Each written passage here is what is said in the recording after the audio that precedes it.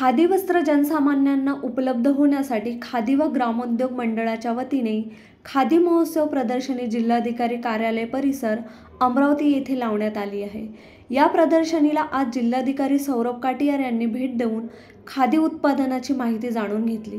प्रदर्शनीमध्ये विविध दर्जेदार खादी उत्पादने विक्रीस उपलब्ध असून या प्रदर्शनीचा नागरिकांनी लाभ घ्यावा असे आवाहन जिल्हाधिकारी श्री काटियार यांनी केले। यावेळी निवासी उपजिल्हाधिकारी अनिल भटकर उपस्थित होते। खादी व ग्रामोद्योग मंडळामार्फत ग्रामीण भागातील उद्योजकांसाठी विविध अर्थसहाय्य योजना राबविण्यात येते।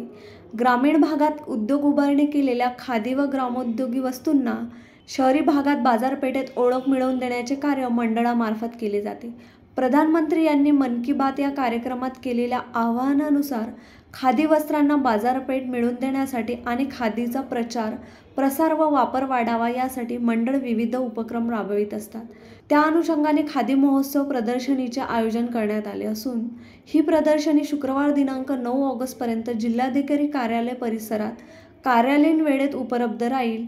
या प्रदर्शनीचा नागरिकांनी लाभ घ्यावा। उत्तम Brahmanwade, the sting operation news, Amravati.